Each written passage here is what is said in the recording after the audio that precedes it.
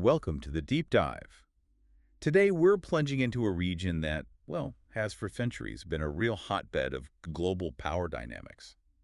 The Balkans. Mm, It's a truly intricate and, let's be honest, often misunderstood corner of the world, but one that holds immense geopolitical significance. absolutely. It's critical. Our mission, as always, is to extract the most important nuggets of knowledge and insight from a pretty comprehensive historical analysis. Yeah. We're looking at Russia's foreign policy in this complex region. Right. We want to give you a shortcut, basically, to being truly well-informed on this subject, cutting through the noise and getting right to the core of it. Yeah, getting beyond the headlines. Exactly. Now, here's a question that often lingers, I think. Is Russia's significant presence and, influence in the Balkans a recent development? Something new on the geopolitical scene, maybe? Perhaps a reaction to modern events? That's the common perception sometimes. Or is it merely the latest chapter in a much, much longer, continuous story of ambition and engagement?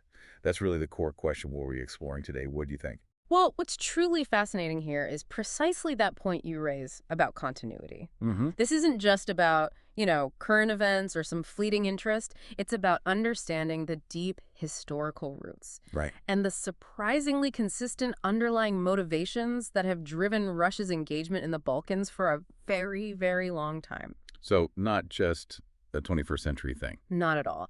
And given today's dynamic geopolitical landscape, where, let's face it, the lines are constantly shifting, a thorough understanding of this historical context isn't just helpful. I'd say it's an indispensable prerequisite A prerequisite for what, exactly? for any informed analysis, really, for making any kind of, theoretical prognosis about what Russia might do next and why, as a global leader in the 21st century, you need that history. Gotcha. So what's the time frame we're looking at? We're going to cover an extensive historical period today, over 70 years, actually, starting right from the immediate aftermath of World War II.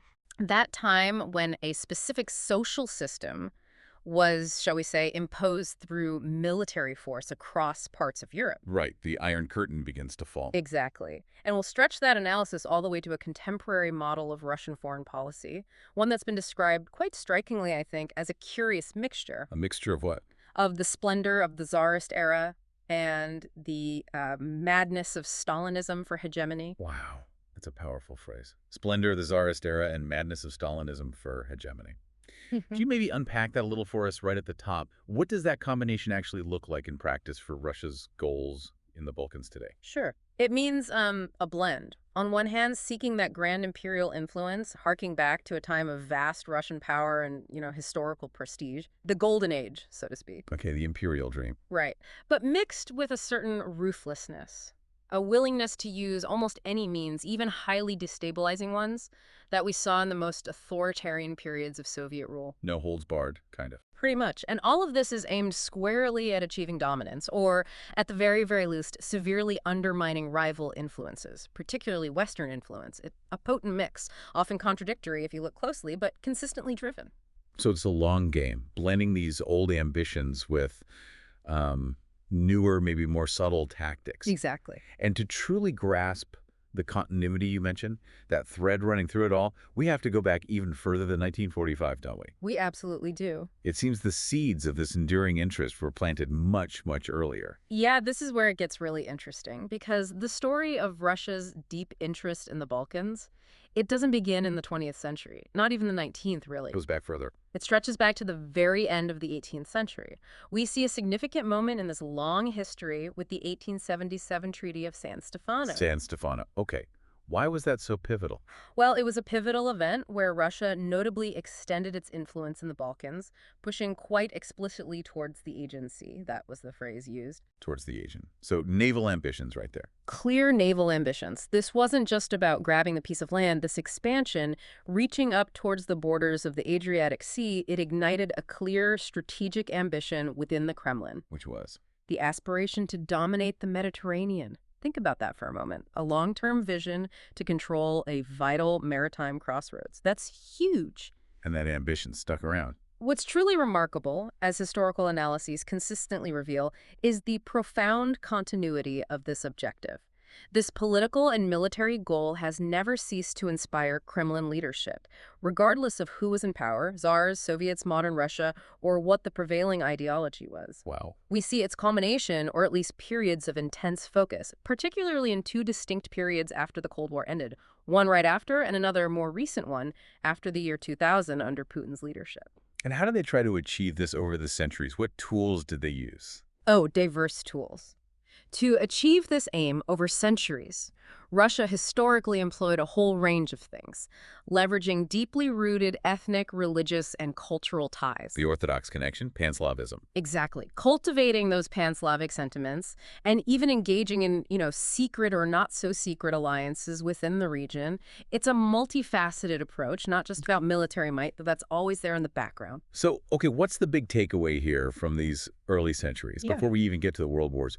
It sounds like this isn't just about expanding borders, is it? It seems more like a truly foundational, almost ideological drive for naval power, a quest for Mediterranean dominance that echoes even today, centuries later. Precisely. That's the enduring insight. This wasn't a fleeting ambition, a casual side project for the Tsars. It was a consistent, almost genetic blueprint for Russian foreign policy. A blue. Yeah. They saw the Balkans not necessarily as the end prize itself, but as a crucial stepping stone, a strategic gateway to wider Mediterranean and, by extension, global influence.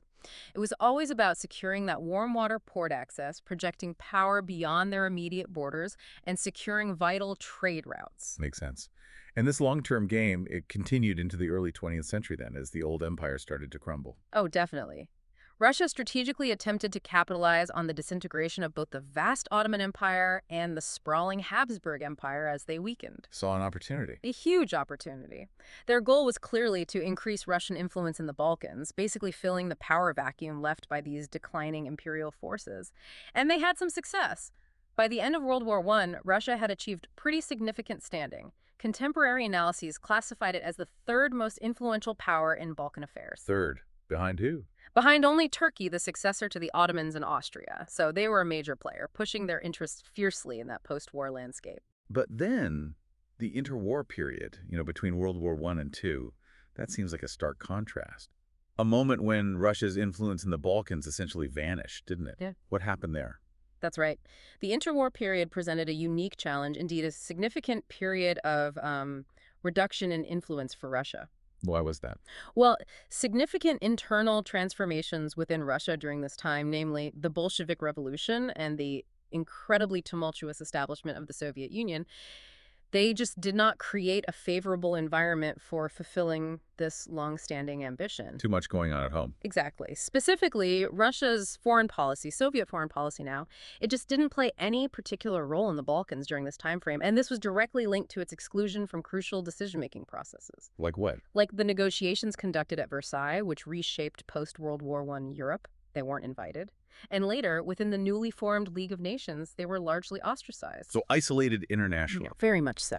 They were simply not invited to the table, and frankly, they were too consumed by internal upheaval, civil war, famine, consolidation of power to really force their way in. Experiencing the immense internal problems of these revolutionary transformations of just trying to rebuild a shattered society meant Russia's foreign policy during this time remained largely, well, inferior compared to its grand imperial ambitions of the past. They were just too weak, basically. Too weak, too isolated, and too focused inward to project power externally in the way they had before or would again. So a period of forced retreat, if you will, but that underlying ambition, the blueprint you mentioned, it was still there, just simmering below the surface. Simmering is a good word for it. Dormant, perhaps. And then World War II changed everything again, didn't it? That must have been the moment they saw their chance to re-engage, to get back in the game. Exactly. The onset of World War II and the formation of that, well, ostensibly impossible alliance. The U.S., U.K., and Soviet Union. Strange bedfellows. Very strange bedfellows. But that alliance laid the foundational groundwork for a truly monumental shift. This unlikely wartime partnership, driven by the shared existential threat of Nazi Germany, paradoxically set the stage for the implementation of the Soviet strategic plan to divide the world into distinct spheres of influence in the aftermath of the conflict. So the cooperation itself paved the way for the division later. In a way, yes, it was a projection of power born from victory. a direct consequence of the Soviet Union's emergence as the second most significant actor on the post-war international stage. A victorious global power, undeniable. And the Balkans were central to that vision. This overarching philosophy, this vision of dividing the world into blocks of influence, simply could not exclude the Balkans. Given its strategic location and history, it was always going to be part of the equation. So this raises an important question then. How did this long-standing interest, which was temporarily suppressed during those interwar years, how did it then lay the groundwork for the stark geopolitical divisions we would see emerge so dramatically after the war? The divisions that really set the stage for decades of Cold War tension. That's the perfect transition. It brings us directly to the Cold War era, roughly 1945 to 1990. Right, a crucial new chapter in Russia's engagement with the Balkans. One initially shaped, as you said, by the victors of that global conflict in those fraught post-war conferences, Yalta, Potsdam. We're talking about a time when Europe, and indeed the world, was being fundamentally reshaped, often with pretty brutal pragmatism. Famously, Winston Churchill tried to carve up these spheres of influence almost on a napkin. The percentages agreement. With his infamous percentages agreement during a visit to Moscow. It's almost hard to picture, isn't it? Churchill's sketching out the fate of nations on a piece of paper. What was the mood like in those discussions, knowing the immense stakes involved? Oh, you have to imagine it was a fascinating blend of, well, utter exhaustion from the war years and just ruthless pragmatism. Power politics. Pure power politics. Imagine these wartime leaders, completely drained from years of conflict, yet still playing this high-stakes game of carving up the world, almost like a cynical boardroom negotiation. The future of millions hinged on these sometimes very informal exchanges. And that Churchill deal? The percentages, that was the starting point for the Soviets in the Balkans. It was. That infamous scheme designed by Churchill during his October 1944 visit to Moscow was the direct origin of the Soviet Union's geopolitical presence in the Balkans right at the end of World War II. What was the deal exactly? The 2 + 2 + 2 principle? That was the idea, yes. The proposed 2 + 2 + 2 principle aimed to define these spheres. Greece and Turkey were to remain under British influence, Romania and Bulgaria under Soviet influence, and then Yugoslavia and Albania would supposedly remain outside the blocks, a kind of neutral zone. Supposedly. Did it work out that way? Well, the reality quickly deviated dramatically from this neat little scheme. It only really worked in the case of Greece. Greece stayed with the West. It did, remained under British and then American influence. But all other countries in the region, with the sole very important exception of Yugoslavia, Tito. right. They all became Soviet satellites, regardless of the percentages stipulated in that agreement. At the end of the day, the Red Army was there on the ground in Romania and Bulgaria, and that was the decisive factor. Boots on the ground trumped percentages on paper. So, much like the best laid plans, as they say, it didn't quite pan out as intended for everyone involved. But did Stalin even want a unified Balkan bloc? Or did he prefer dealing with them one-on-one? That's a key point. Not entirely, no. During the Stalin era, there was a distinct absence of any indications of multilateral cooperation within the Balkans initiated by Moscow. He preferred direct control. Stalin preferred direct bilateral control over each state. The one notable attempt that was floated, the proposed formation of a Balkan Federation. Who's supposed to be in that? It was intended to include Yugoslavia, Bulgaria, and Albania, but it proved completely unsuccessful. Stalin viewed such a federation with deep suspicion. Why? A threat to his power. He saw it as a potential challenge to Moscow's absolute authority and direct control over these states. His vision was not one of equal partners in a federation, but of satellites orbiting Moscow. Okay. This failure, combined with the subsequent and very public rift between Yugoslavia and the Soviet Union in 1948, The Tito-Stalin split. a major event. That prompted Moscow to drastically adapt its foreign policy to the region. Instead of focusing on the region as a whole, it began setting very specific priorities and objectives for each country individually. Tailored approach. Exactly. Stalin preferred to uphold bilateral treaties of mutual goodwill and assistance with each Balkan nation. These served primarily as a security mechanism, in his view, to shield these communist Balkan nations from Western influences. So ideology was key. The fundamental nature of Soviet foreign policy in the Balkans immediately after WWII was primarily ideological. Soviet support for strengthening these regimes, by all means possible, political infiltration, economic aid, military presence, was unwavering. It was about securing their ideological perimeter, creating a bulwark against the West. That strategy makes perfect sense for securing their perimeter, their buffer zone. But were there any instances where this ideological drive clashed with more practical, maybe national interests within these Balkan states themselves? Did it create internal friction beyond just the big split with Yugoslavia? Oh, absolutely. Consider countries like Albania under Enver Hoxha. A unique case. Very unique. They declared open war on the West, embracing an extreme form of Stalinism, almost more Stalinist than Stalin sometimes, without even waiting for the official start of the Cold War. Right. In such cases, the ideological foundations truly eliminated almost all influences that might stem from national interests. It led to extreme isolation and almost paranoid rejection of anything Western or even Yugoslav. Albania became a kind of caricature of Soviet ideological purity, even outdoing Moscow in its anti-Western fervor at times. And Yugoslavia was the complete opposite. In stark contrast, Yugoslavia, under Tito's communist regime, explicitly did not tolerate Soviet foreign policy attempting to eliminate the influence of national interests in their governing system. They stood up to Moscow. They did. Tito's regime openly turned into an ideological contender, a rival within the communist bloc, and very clearly expressed Yugoslavia's national priorities, prioritizing its own independent path, non-alignment in the communist camp. What about the others? Bulgaria, Romania? For Bulgaria and Romania, however, there was simply no choice. The communist regimes installed there were chosen by the Kremlin, not primarily by national interests, and they remained firmly within Moscow's orbit throughout this period. And Greece and Turkey. Moscow just accepted they were lost. Essentially, yes. Greece and Turkey, as we mentioned, proved to be a failure of Moscow's ideological approach, in the sense that Moscow did not attempt to alter the situation there through the use of military force. They largely respected the October 1944 agreement regarding British Western influence there. Interesting. Shows a certain pragmatism even then. It shows a pragmatic limit, perhaps, to their ideological expansion at that time, especially where Western resolve was clear. This whole panorama demonstrates why, until Stalin's death, there were no real widespread efforts to unify Balkan foreign policy under the banner of communism. Instead, Soviet policy was adapted to the specific ideological model that each small Balkan country was seeking to build under Soviet vassalage, or in Yugoslavia's case, in defiance of it.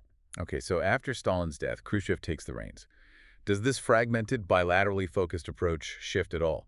Did Khrushchev attempt a more unified bloc, maybe try to bring Yugoslavia back into the fold? It did shift somewhat, and the shift was noticeable. The idea of unity, of having a single political line in the Balkans, became more apparent after Stalin's death and Nikita Khrushchev's rise to power. What was the goal? The aim was explicitly to avoid disobedience from the communist regimes in the region to the Kremlin, to consolidate control more effectively after the shock of the Yugoslavia split. And this led to the Warsaw Pact. This idea also notably served the creation of the Warsaw Pact, yes, a political military organization formed in 1955 to which at least 3 Balkan states with Stalinist communist regimes, Albania, Bulgaria, and Romania, adhered. This effectively formalized their military alignment with Moscow against NATO. But you said fragmentation remained the defining characteristic, Right. even with the Warsaw Pact. Correct. Despite these efforts to foster unity and the formation of the pact, the defining characteristic of Soviet foreign policy in the Balkans remained fragmentation. Why? What were the reasons? Well, there were several deeply ingrained reasons. Firstly, the Balkans have historically been a region with intense, often centuries-old political and ethnic conflicts. The Soviet Union never truly sought to eliminate them. They preferred to exploit them. On the contrary, Moscow often found it strategically advantageous to exploit these divisions for its own purposes by participating in them, subtly or overtly, to maintain leverage and control over the different players. Divide and rule, essentially. Can you give us a concrete example of that exploitation, where they really leaned into existing divisions to gain an advantage? The most typical and illustrative instance was the Soviet intervention in the Albanian-Yugoslavian political conflict during Khrushchev's administration. How did that play out? Well, the peace and subsequent rapprochement between the Soviet Union and Yugoslavia in the mid-1950s after Stalin's death. Khrushchev tried to patch things up with Tito. Right. But this was perceived as a significant threat by the hardline Albanian communist regime under Hoxha. They felt betrayed, fearing they'd be marginalized or abandoned by Moscow in favor of the more powerful Yugoslavia. And that pushed Albania away. This perception of betrayal, coupled with Albania's deep ideological rigidities, became one of the primary reasons that pushed it to seek a new and distant alliance with Communist China in 1961.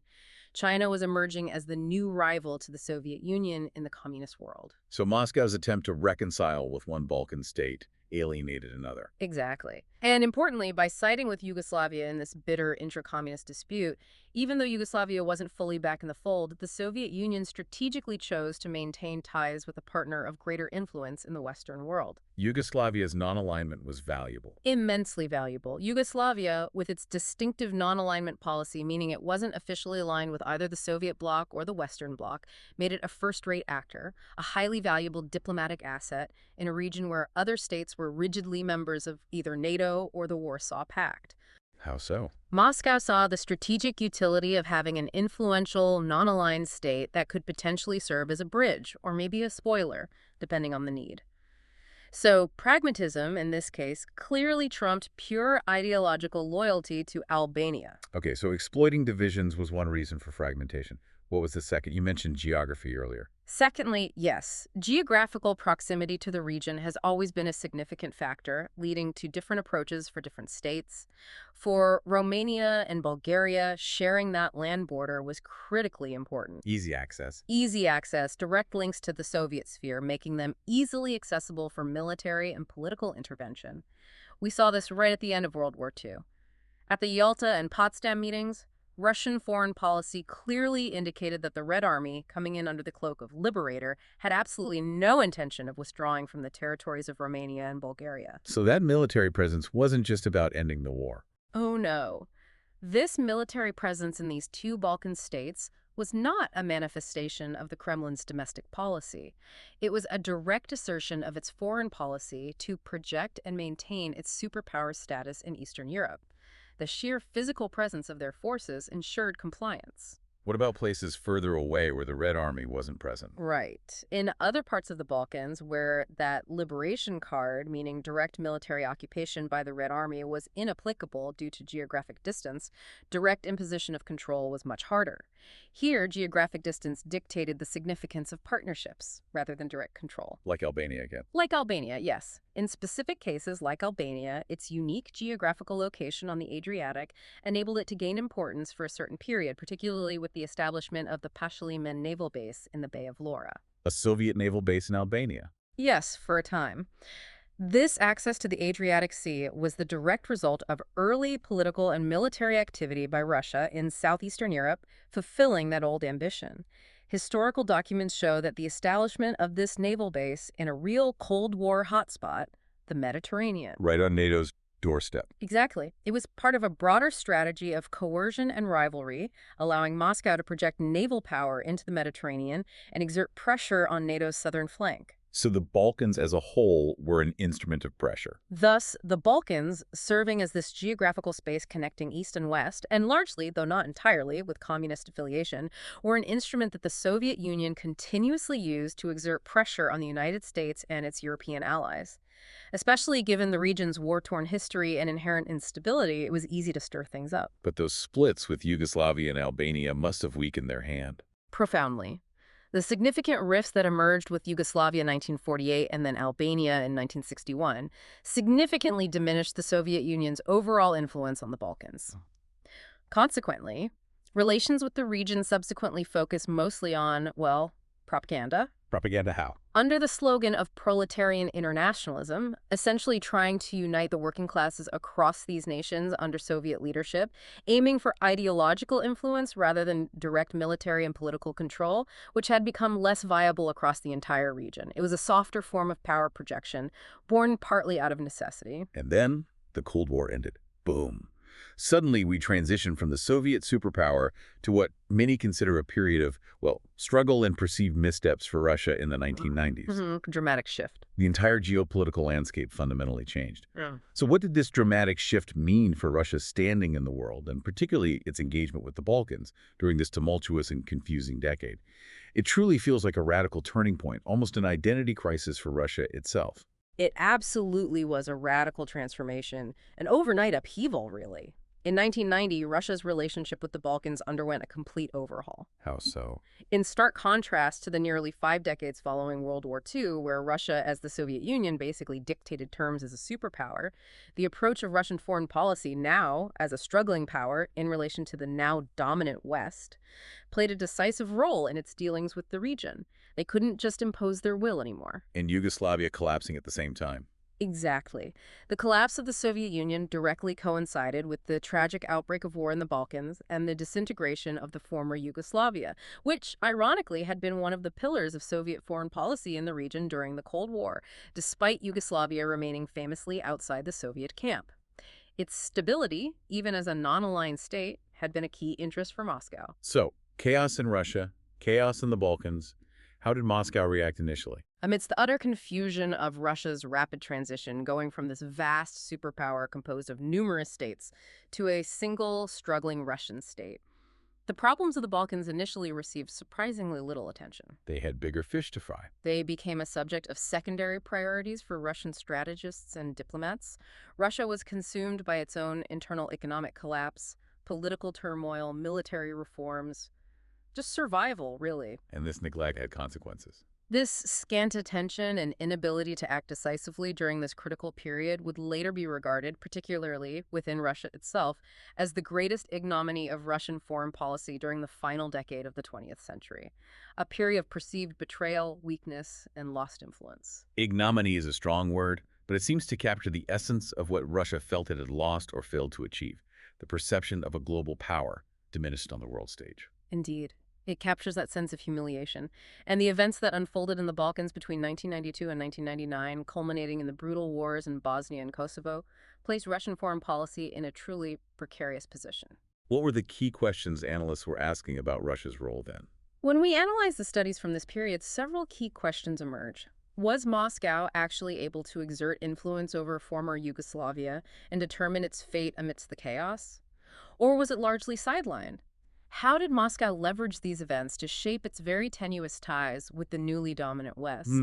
And crucially, were Moscow's relations with the region driven primarily by opportunism, seeking to gain an advantage wherever possible?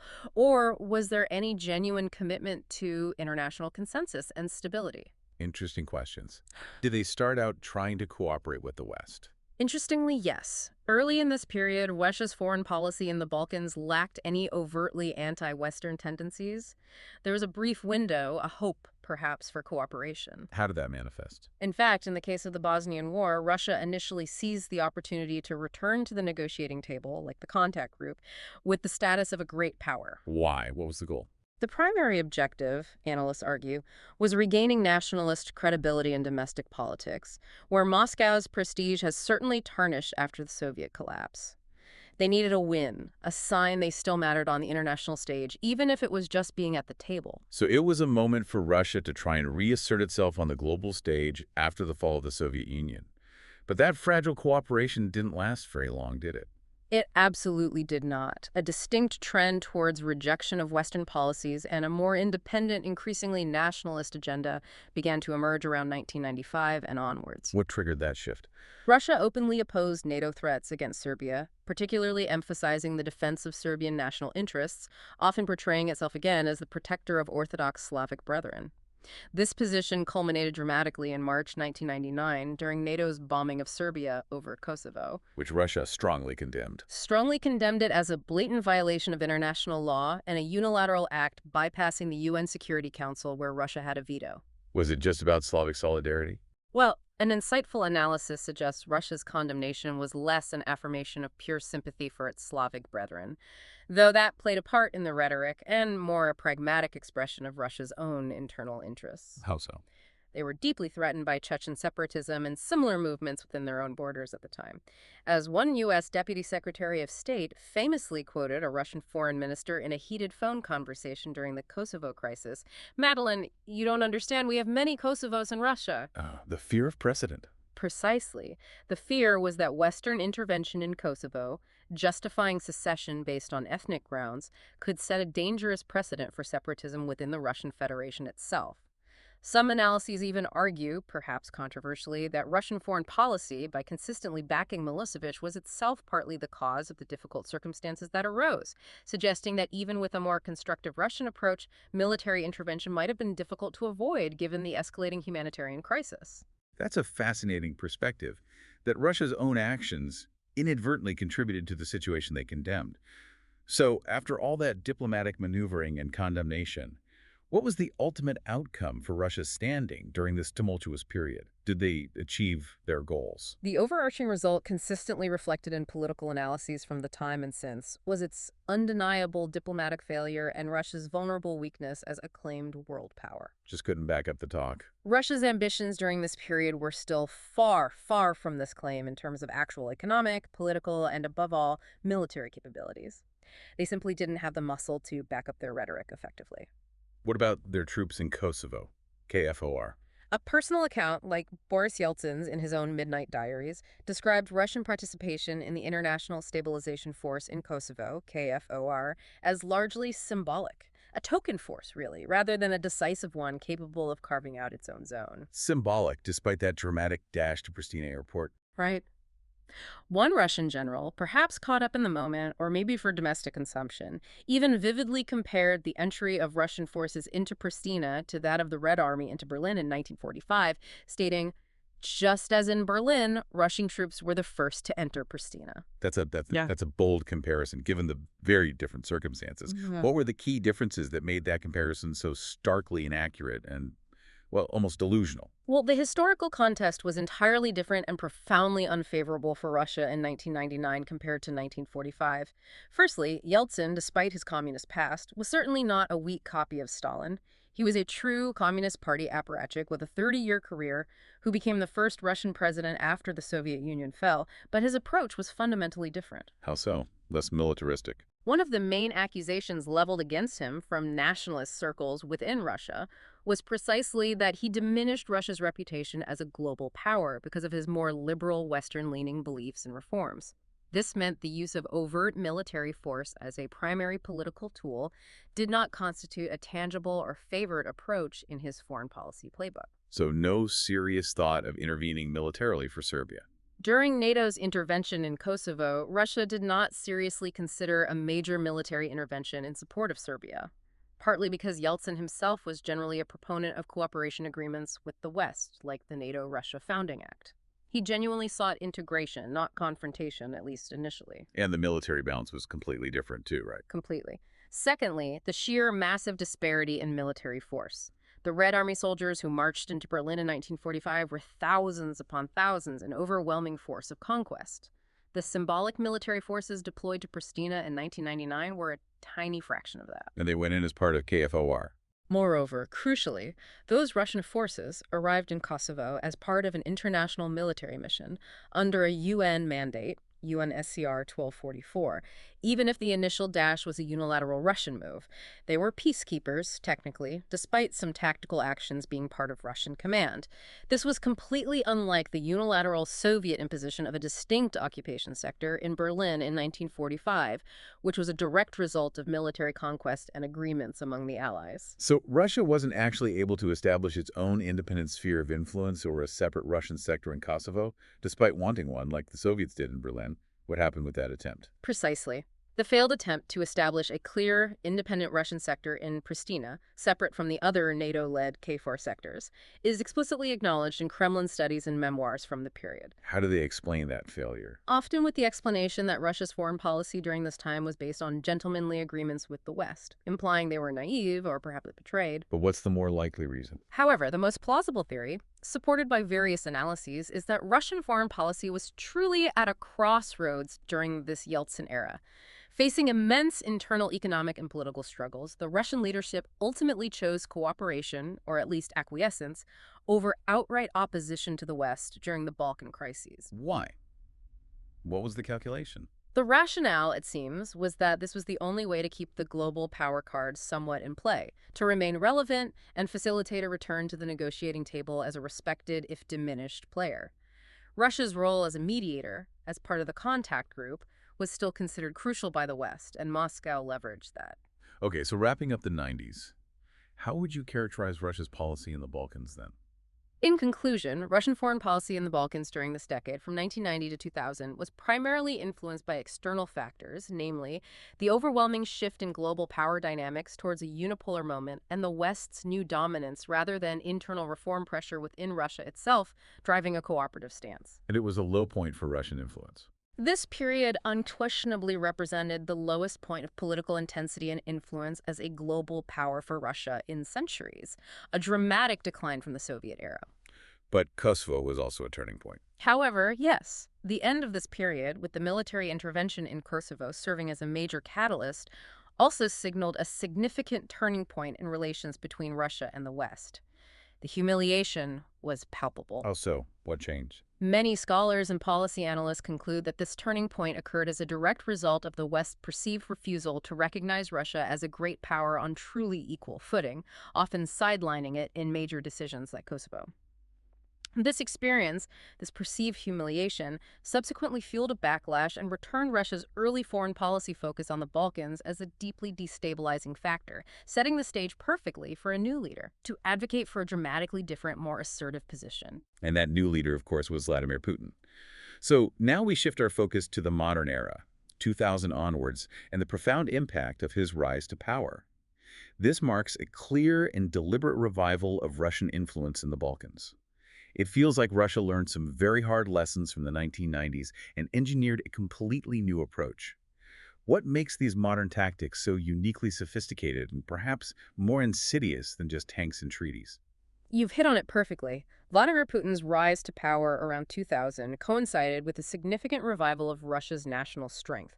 This was driven partly by rising energy prices, which filled state coffers, and partly by a newly centralized authoritarian political system that could project power more effectively. Right. Stronger state, more resources. His foreign policy initially approached the Balkans through the lens of those early historical ties we talked about. A particular emphasis was placed on two traditional Orthodox Slavic allies, Serbia and Bulgaria, leveraging shared cultural and religious connections that had waned in the 90s. Back to basics in a way. But here's the crucial distinction from the Soviet era. In contrast to the USSR's communist ideology, which at least offered a coherent, if flawed, governing model to the world. Alternative system. Right.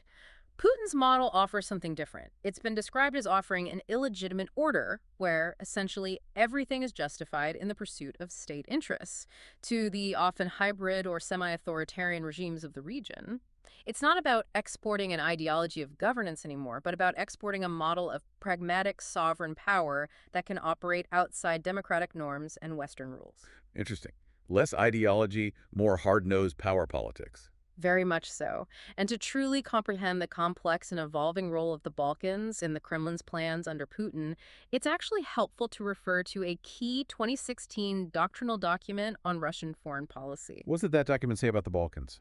Well, interestingly, it does not explicitly mention the Balkans as a global player or a top-tier priority, like, say, Ukraine or the near abroad. However, it contains broader definitions referring to Europe and the Euro-Atlantic space as areas of critical interest and competition. So the Balkans fall under that broader umbrella. Exactly. This suggests that while the region has not completely lost its importance in Moscow's eyes, what has changed is the perception of borders they are now seen as fluid, contested zones, and the Russian presence has begun to assume a new, more subtle, and often subversive form. Subversive how? This new doctrinal form, in fact, is very much related to the actions of the West. The implication is that Russian foreign policy is somewhat limited, or at least adapts its intensity, as long as the West is not heavily involved. Really? This was quite evident in the first decade of the 21st century. Western attention to the Balkans was relatively low after the major interventions, focused elsewhere, and Russian attention was similarly low-key. It's often a reactive engagement designed specifically to counter perceived Western encroachment or influence operations. So if the West isn't paying much attention, neither is Russia, implying that Russia is largely reactive to Western involvement in the region. That's interesting. And when the West is involved, the Balkans become this zone of competition. How does this clash of civilizations, as some call it, play out on the ground there? To a degree, yes, reactive, but strategically so. They pick their moments. The Putin doctrine has unequivocally clarified that the Balkans represent a zone of competition in the conflict between Russia and the hostile West.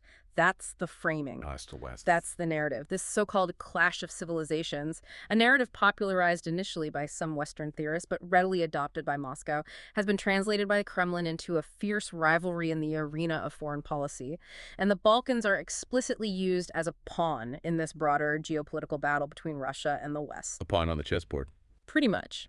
In this context, Russian foreign policy appears to have revitalized the old Cold War stance of using the Balkans as a destabilizing region, but now at the expense of European and Euro-Atlantic actors, rather than just a direct superpower confrontation. What's the goal of destabilizing? The single-minded objective, it seems, has become undermining the Western democratic model itself, sowing discord, creating chaos, and aiming to leave the Balkans in limbo, perpetually stuck between East and West. Why limbo? This is often done by exploiting the region's frustratingly slow progress towards European integration and tapping into the genuine disillusionment of local populations with unfulfilled promises from the EU. Russia thrives on that stagnation and frustration. It creates openings. And how has this played out specifically with NATO enlargement? That's always a huge red line for Russia, particularly as NATO draws closer to its borders. Indeed. The enlargement of NATO with member countries from the region, especially former Warsaw Pact members like Bulgaria and Romania back in 2004, and later Albania and Croatia in 2009, was certainly not well received by Russia. Understatement. It was seen as a direct infringement on their perceived sphere of influence, a betrayal of supposed understandings. However, at that time, perhaps due to lingering weakness from the 90s or maybe a different strategic calculation, no overtly subversive actions were taken to prevent those memberships. The geopolitical reality had shifted too much. They couldn't stop it. But that changed later. The opposite response occurred quite dramatically after the alliance's later decisions to enlarge with Montenegro in 2017 and then North Macedonia in 2020. What happened then?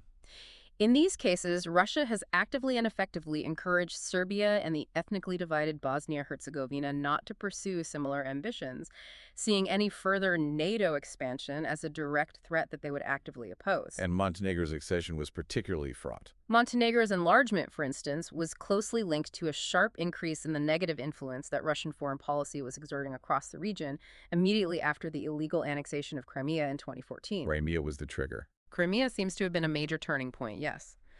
The worsening of relations between Russia and the West after Crimea fundamentally projected the geopolitics of the region into a zero-sum game. Zero-sum. Meaning, if the West gained influence, Russia automatically saw it as a loss, and vice versa. There was no room for shared interests. This made it incredibly difficult for some Balkan leaders to balance their foreign policies, caught as they were between these two powerful gravitational poles. They were forced to choose sides. And wasn't there some kind of coup attempt in Montenegro? There was indeed a documented, albeit ultimately failed, coup attempt in Montenegro in 2016, allegedly backed by pro-Russian elements, including Russian intelligence operatives, aimed specifically at preventing its NATO accession and overthrowing its pro-Western government. Wow, so Crimea really seems to have escalated Russia's actions in the Balkans quite significantly. And you mentioned hybrid warfare earlier, a term we hear constantly now. Can you elaborate on how Russia is using the Balkans as a kind of laboratory to experiment with these tactics? Crucially, yes, Russia is indeed currently using the Balkans as a laboratory to experiment with and refine its hybrid warfare techniques. What does that involve? It's not just tanks, right? Not at all. It involves a whole range of tactics far beyond conventional military engagement. Often operating below the threshold of open conflict, these actions are designed to destabilize, divide, and undermine target societies from within. Like what specifically? For instance, daily, pro-Russian media networks, websites, TV channels, social media accounts which often receive direct or indirect funding from Moscow, ceaselessly fabricate and disseminate stories centered on local discontent. Targeting what kind of discontent? Discontent with Brussels, with Washington, or with specific Balkan politicians who try to distance their countries from Russia and align with the West. These narratives typically portray the West as the insidious origin of all the region's problems. Democratic deficits, economic difficulties, ongoing ethnic divisions, always playing on existing grievances. So amplifying existing problems and blaming the West. Precisely. Moscow views the Balkans as incredibly fertile ground for the propagation of conspiracy theories that sow deep discord, animosity, and even exacerbate nationalist contradictions. They expertly tap into historical traumas and unresolved issues, twisting them into narratives that serve their geopolitical agenda. Can you give an example? For example, they might push narratives suggesting that foreign NGOs are secretly working to undermine national sovereignty, or that Western economic aid comes with hidden strings designed to exploit the region, or that the EU deliberately keeps them waiting at the door. It's a highly effective way to create internal divisions and mistrust within these countries, Turning populations against their own governments. turning populations against their pro-Western governments, eroding faith in democratic institutions, and making cooperation with the West seem toxic or futile. That sounds like a highly effective and frankly quite cynical way to create internal divisions and mistrust. Are there documented cases of this kind of high-level incitement where Russian officials themselves are directly fueling these divisive narratives?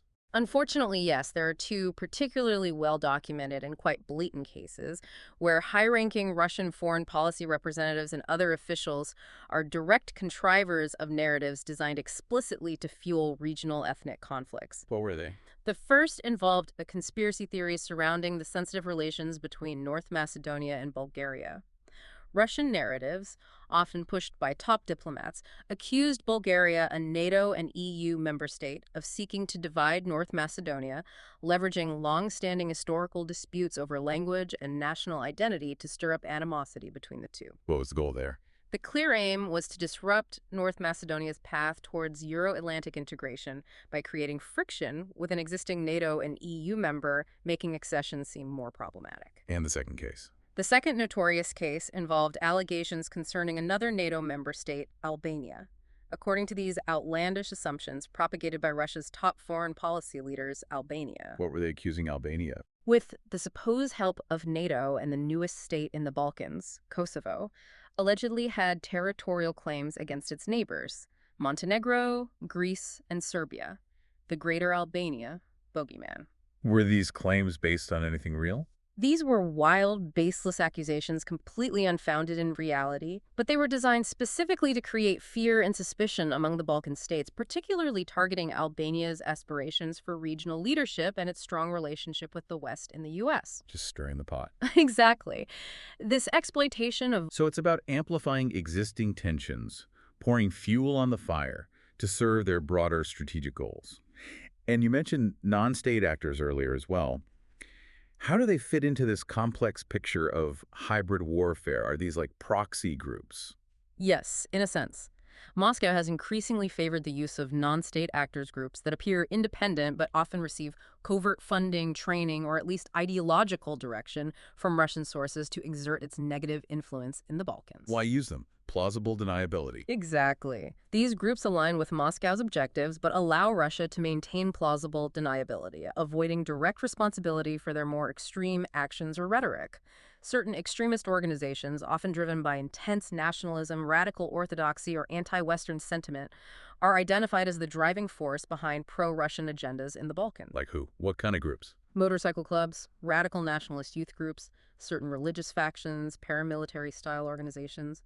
The list varies. And how do they operate? The propagation of pan-Slavism, for example, is a powerful tool here. It's a cultural and historical narrative that emphasizes the unity of Slavic peoples, often positioning Russia as their natural protector. And it explicitly entails targeting foreign values, Meaning Western values. which invariably implies Euro-Atlantic values like democracy, liberal human rights, LGBTQ+ rights, rule of law. These non-state actors often organize protests, spread disinformation online, intimidate opponents, and engage in various forms of social agitation to promote a pro-Russian, anti-Western sentiment. What's the ultimate goal of all this hybrid activity? The strategic goal of all these actions, analysts argue, has not necessarily been to win a conventional war in the Balkans to invade or conquer territory, but rather to impose equal partnership on the West at the diplomatic negotiating tables. How does destabilization achieve that? By demonstrating its capacity to disrupt and destabilize regions the West cares about, Russia aims to force a recognition of its status as a global power, with legitimate interests and a sphere of influence that must be respected. It's leverage. If its demands are not met, it can cause problems. This has been an incredibly detailed journey through centuries of Russia's engagement with the Balkans, bringing all three periods of Russian foreign policy together: that enduring imperial ambition of its early history, the Cold War's imposed ideology and military might, the perceived ignominious failure and weakness of the 1990s, and now the sophisticated hybrid warfare of the Putin era. What's the overarching narrative? What's the consistent thread, if there is one? Well, generally speaking, after analyzing these centuries of engagement, the consistent thread is this. Russia's relations with the Balkan region have politically and historically always served the primary objective of its foreign policy. Imperial expansion, or at least the assertion of its role as a great power with its own sphere of influence, regardless of the specific regime type in power back in Moscow, whether it was Tsarist, Soviet, or the modern Russian Federation. This is the unifying objective across all eras, a persistent thread woven into its strategic tapestry. Okay, the goal remains consistent. Great power status, influence. Yes. But the methods have changed drastically, haven't they? However, yes, the tactics employed to achieve this have shifted significantly over time, adapting to geopolitical realities and Russia's own capabilities. The first period we discussed, from 1945 to 1990, the Cold War, Dominated by military force. dominated by the explicit use of military force and ideological imposition to achieve its ends. The Russian strategy relied heavily on the Warsaw Treaty mechanism to impose itself not only on spheres of influence, but also to dictate geopolitical solutions within its bloc. Under the cloak of a superpower, the former Soviet Union remained on the bipolar stage until its dissolution, using overt force and coercion to maintain its control over a number of Balkan nations. They were occupiers and overlords in many respects in places like Bulgaria and Romania. So overt military might and ideological imposition was the name of the game back then. What about the 1990s when that power seemed to just evaporate? How did the tactics change then? In the second period, the chaotic decade from 1990 to 2000, Russia, having just emerged weakened from the former Soviet Union, was compelled first by the new political circumstances of a unipolar world dominated by the U.S., and then by severe internal economic constraints to largely refrain from interfering decisively in Balkan affairs, and often to grudgingly adopt Western policies or positions. A forced adaptation. This was obviously a forced adaptation, a pragmatic necessity born of weakness, not a genuine change of heart. And it demonstrably led to that profound political frustration and sense of humiliation within the Russian establishment, which directly paved the way for the dramatic policy reversal under the new leadership that emerged in the first decade of the 21st century. The memory of the 90s, that ignominy, clearly fuels current ambitions and resentment. And that frustration, as we've discussed, seems to have directly informed the Putin era, prompting this completely new strategic playbook based on hybrid tactics. Absolutely. The third period, beginning with Putin's rise to power around 2000, marked a significant turning point and the forceful revival of the notion of Russia as a global power that deserves its own sphere of influence. And part of that involved rewriting history. From this revival, there arise the claims often heard from Moscow that the history of Russia and the Balkans precedes that of the Balkans and the West, essentially trying to rewrite the historical narrative to assert Russia's ancient and undeniable right to influence in the region. And the tactics changed again, away from pure military. In this current era, economic diplomacy, think energy deals, pipelines like South Stream or Turk Stream, investments followed by robust cultural diplomacy promoting the Russian language, funding cultural centers, emphasizing Orthodox ties, pushing historical narratives have largely supplanted the Cold War's overt military power as the primary means to influence the way in which the region is governed and perceived internationally. And of course, overlaid with the disinformation and hybrid tactics we discussed. So after looking at all this, where do the Balkans actually rank in Russia's priorities today?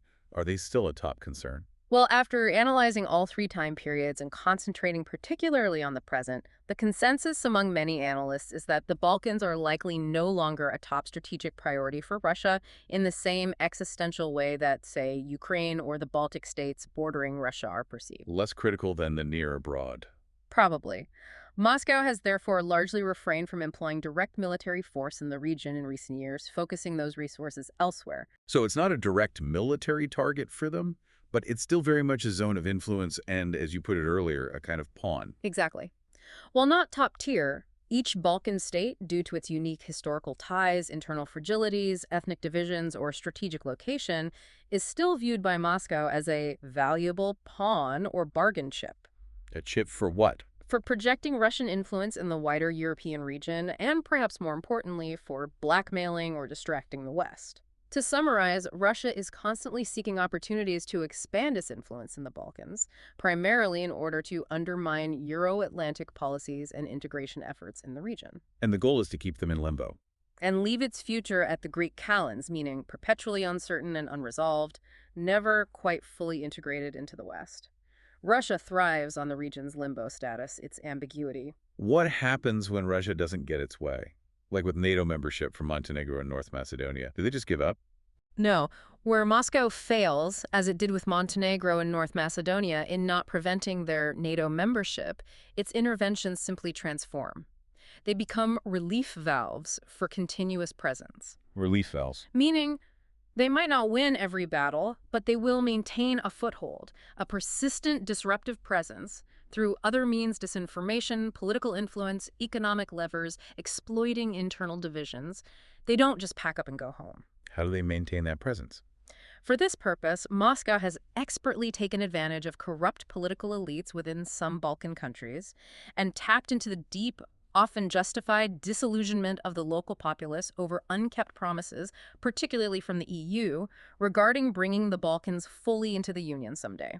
That slow pace of EU enlargement creates a vacuum Russia can exploit. And the Russian state apparatus helps with this. Under these conditions, the entire Russian state apparatus, intelligence agencies, state media, diplomatic corps, economic entities, is focused on what it arguably does best: disrespecting and undermining institutions and rules established by the West. That's a core competency they leverage effectively. And local elites played a role. Yes. Aided also by certain elite circles within the Balkans themselves that cynically exploit engagement with Russia to advance their own domestic agendas, consolidate power, or resist Western pressure for reforms like rule of law and anti-corruption measures. It's sometimes a mutually beneficial relationship for those elites. That's a truly potent and, frankly, concerning strategy. So the end game isn't necessarily about outright conquest or making them vassal states like in the Cold War, Probably not, no. but something far more insidious, perhaps. A continuous effort to create an environment that's fundamentally hostile to Western values and integration. Indeed. The strategy for Russia today seems not to be aiming for a direct vassal model of Balkan countries under Moscow's thumb, like Bulgaria was, but rather the creation of a consistently unfriendly, unstable, or at least ambivalent environment for its historical rival, the West. And that makes Russia dangerous in the region. As a consequence, Russia remains a dangerous actor in the region because it has demonstrated not only the will and the growing economic capacity, but also the military capability, primarily through hybrid warfare now, with the clear intention of undermining Euro-Atlantic policies. Policies that seek to transform the Balkans from a region often characterized by hybrid regimes and instability into a region with stable Western-style democracies integrated into the EU and NATO. Russia actively works against that transformation. So a final thought for our listeners to mull over. Given this consistent pattern of imperial ambition stretching back centuries, and these evolving, sophisticated tactics we see today, what might be the long-term implications for the Balkan states themselves? As they continue to navigate this incredibly complex web of historical ties, their own regional aspirations, and these powerful competing forces of rivalry between East and West. That's the profound question that continues to resonate, shaping the daily lives and the future prospects of millions of people living in the Balkans today. It's a struggle with deep historical roots and very contemporary consequences. That is a profound question to leave us with, and a truly critical one. What an incredible deep dive this has been into the complex, often hidden history of Russia's foreign policy in the Balkans. Thank you for guiding us through that. My pleasure. It's a crucial topic. It truly is satisfying, isn't it, to understand such intricate geopolitical dynamics through a clear historical lens, especially when so much of it feels opaque just looking at the daily headlines.